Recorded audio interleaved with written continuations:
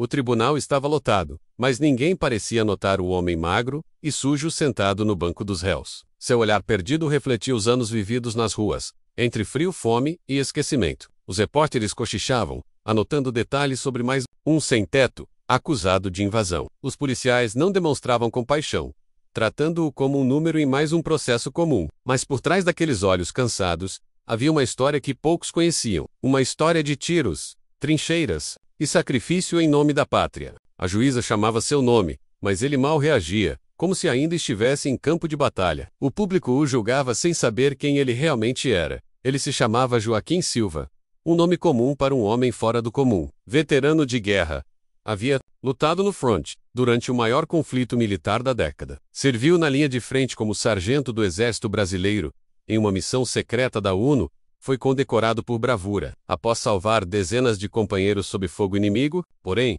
a guerra não lhe poupou do trauma e da perda. Quando voltou ao Brasil, não encontrou mais família, nem trabalho, nem apoio. Acabou nas ruas, vivendo à margem da sociedade que ele havia defendido com a própria vida. No Quelay Tribunal, sua guerra parecia estar longe de acabar.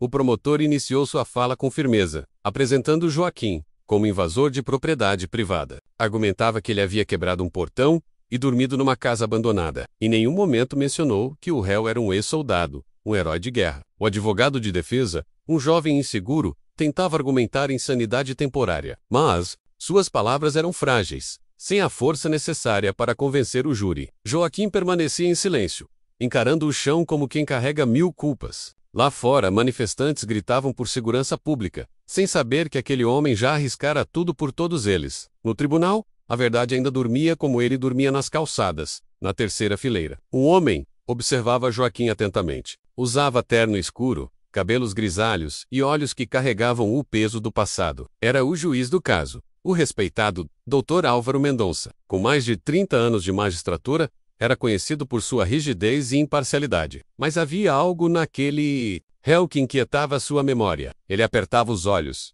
como tentando puxar da mente um rosto esquecido. A expressão de Joaquim lhe parecia estranhamente familiar, como um eco distante vindo das trincheiras da juventude. E de repente, uma lembrança começou a emergir. Na selva densa da fronteira internacional, 2 soldados correram sob fogo cerrado. Um deles era jovem, ferido, quase desmaiando de dor. O outro o carregava nas costas, mesmo exausto, mesmo sangrando. S. Salvatore, aquele guerreiro, era ninguém menos que Joaquim Silva, e o homem salvo naquele dia menos era o próprio juiz Álvaro. O tribunal desapareceu por um instante da mente do magistrado. Ele voltou àquele campo de batalha, sentindo o cheiro de pólvora, ouvindo os gritos dos companheiros. Aquela memória não era só um detalhe, era a vida. Sendo devolvida por quem agora estava sendo condenado, o juiz suspendeu a audiência por alguns minutos, pedindo um intervalo técnico. Saiu da sala cambaleando, com a alma pesada de culpa. Joaquim não demonstrava reação, como se não reconhecesse o homem que um dia salvara. O tempo e o sofrimento haviam corroído suas memórias, como ferrugem em armamento antigo. Álvaro foi até a sala dos juízes e sentou-se, suando frio. Pegou um velho caderno de anotações onde registrava suas memórias de guerra. Na aptidão, marcada com a letra S. Lá estava: Sargento Joaquim Silva Meno salvou minha vida em 1999. A verdade agora ardia mais do que a justiça.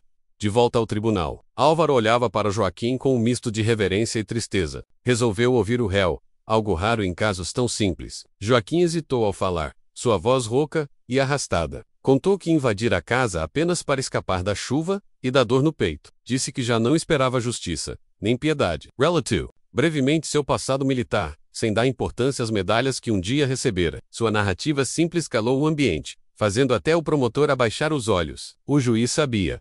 Aquela não era só mais uma audiência. Era um acerto de contas. Com o passado na plateia, algumas pessoas começaram a filmar com o celular, intrigadas com o rumo do julgamento. Álvaro pediu silêncio e olhou fixamente para Joaquim. O senhor lembra do pelotão Bravo Missal Codes, Fronteira Oeste? Perguntou. Joaquim ergueu os olhos, e algo brilhou por trás da névoa do trauma. Lembro sim. Tuxey ferido sob um galho de figueira. Ele tremia. Achei que fosse morrer ali. O juiz sorriu, com lágrimas contidas. Aquele homem era eu. O silêncio que se seguiu foi tão intenso quanto uma granada estourando no meio da alma de todos ali presentes. A sala foi tomada por uma emoção inesperada, e a história viralizou em tempo real. Os repórteres mudaram o tom, deixando do lado a manchete do sem-teto invasor. O promotor pediu nova avaliação psiquiátrica, agora com mais empatia. O juiz declarou que o julgamento seria suspenso por 15 dias, para a revisão do caso. Joaquim, ainda confuso, foi levado para um abrigo temporário, com apoio do Estado. A guerra que ele viveu, enfim, estava sendo reconhecida publicamente. Álvaro, por sua vez, passou aquela noite revendo suas memórias e reavaliando sua carreira. A vida havia lhe dado a chance rara de pagar uma dívida. Dias depois, uma reportagem especial foi ao ar com o título: Veterano é reconhecido por juiz que salvou em missão secreta. A matéria rodou o país, gerando comoção e debates sobre o abandono dos ex-combatentes. Milhares de pessoas se mobilizaram nas redes sociais, exigindo justiça para Joaquim. Grupos de apoio a veteranos começaram a surgir com força. O Governor anunciou a criação de um novo programa de reintegração para ex-militares. Mas mais importante que tudo isso, Joaquim começou a ser visto não como um invasor, mas como o herói que sempre foi, e a verdadeira batalha por sua dignidade apenas.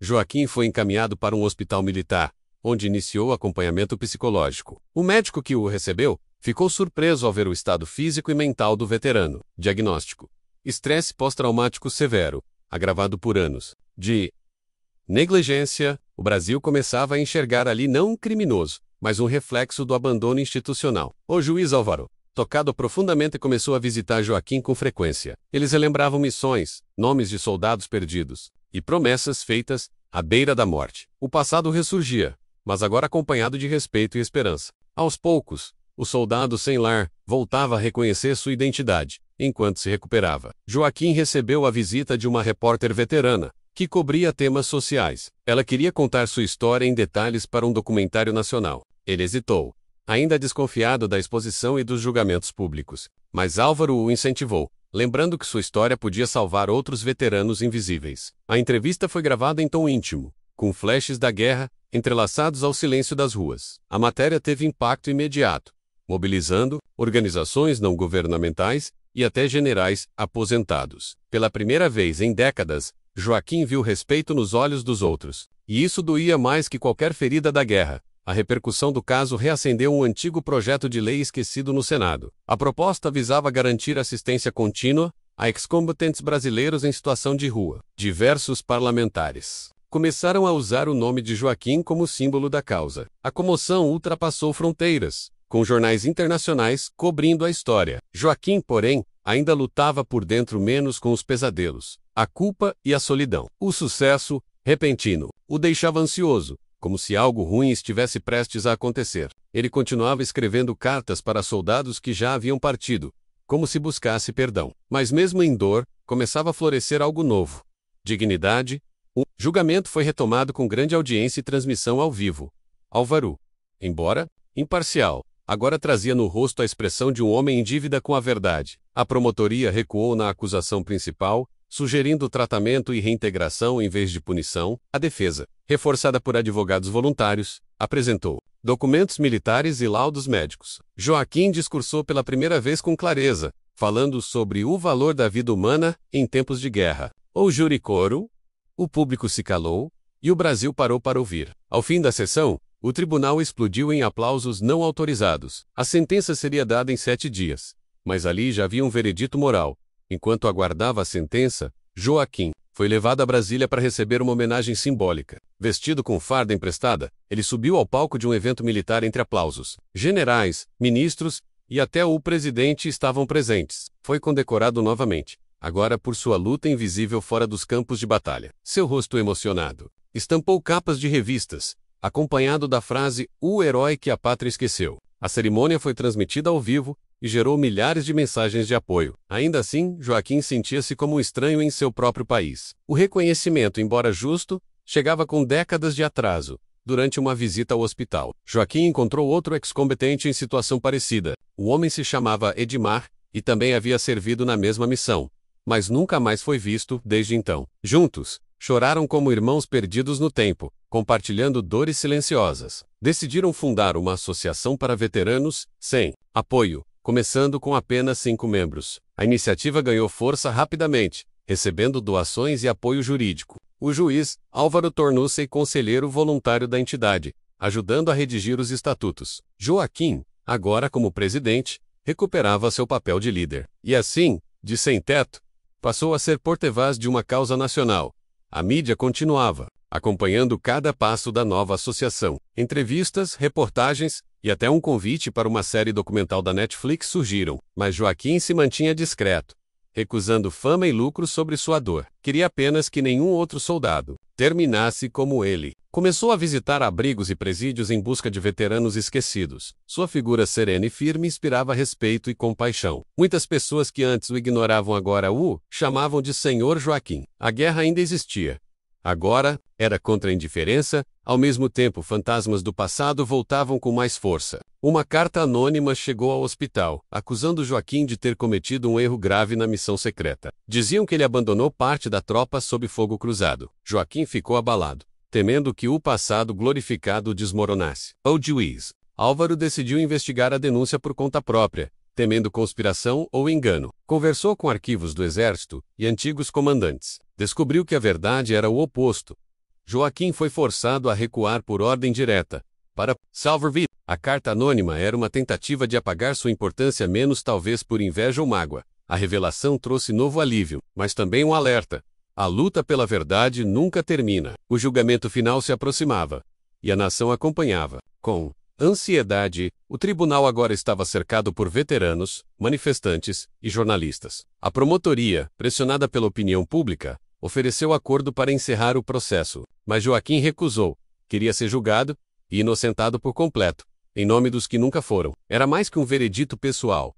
Era justiça simbólica por uma geração esquecida. O juiz entendia o peso daquela decisão e preparava-se para escrever a sentença mais importante de sua vida. No dia marcado, o tribunal ficou em silêncio absoluto quando o juiz começou a ler. Álvaro falou sobre honra, sacrifício e o dever do Estado para com seus soldados. Declarou Joaquim inocente de todas as acusações, reconhecendo oficialmente sua condição de veterano negligenciado. Ao final, fez algo inédito.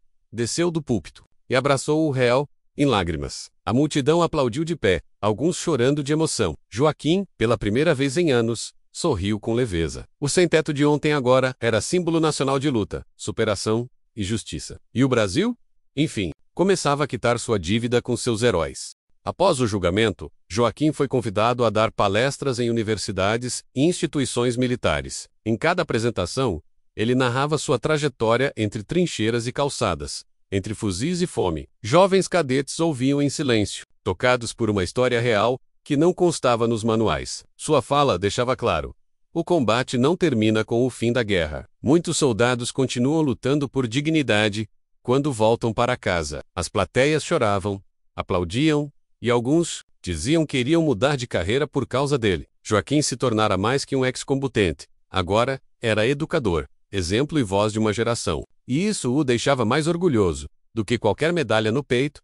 A associação que fundou cresceu, ganhando sede própria e apoio governamental. Começou a abrigar dezenas de veteranos, oferecendo comida, tratamento médico e cursos profissionalizantes. Muitos voltaram a estudar, reencontraram familiares ou iniciaram pequenos negócios. O Brasil descobria que havia centenas de Joaquins espalhados pelas ruas. A causa se transformou em movimento nacional, com ações em todos os estados. Joaquim fazia questão de visitar cada unidade pessoalmente, olhando nos olhos de cada homem e mulher. Trazia sempre palavras de esperança e um sorriso tímido. E todos sabiam, ali estava alguém que entendia cada dor. Certo dia, enquanto organizava documentos antigos, Joaquim encontrou uma foto de sua antiga tropa. Nela, estavam ele, Álvaro, e outros companheiros sorrindo sujos de barro, mas vivos. Sentiu uma saudade profunda, como se ainda pudesse ouvir os gritos e risos no rádio. Decidiu organizar um reencontro com os sobreviventes da missão secreta. Álvaro ajudou a localizar os ex-integrantes,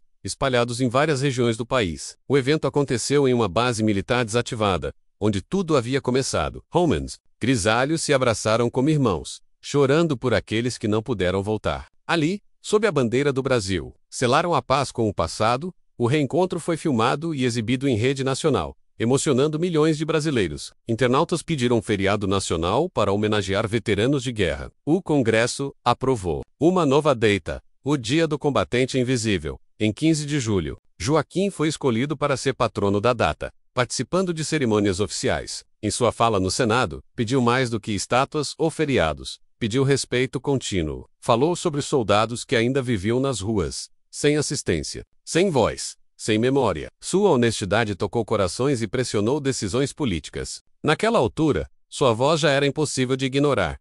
Apesar das conquistas, Joaquim seguia humilde e recluso. Recusava convites para programas sensacionalistas e campanhas publicitárias. Dizia que sua história não era espetáculo, mas alerta. Continuava vivendo em uma casa simples próxima à sede da associação. Recebia cartas de crianças que queriam ser iguais a ele quando crescer. Algumas vinham de jovens soldados que diziam ter reencontrado o propósito após ouvir sua história. Para Joaquim, isso era mais valioso que qualquer reconhecimento oficial. À noite ainda escrevia cartas para os que partiram na guerra, como ritual silencioso, e deixava uma vela acesa em nome de todos os esquecidos. Em um domingo chuvoso, Álvaro visitou Joaquim com um convite especial. O exército queria nomear um batalhão em homenagem ao sargento Joaquim Silva.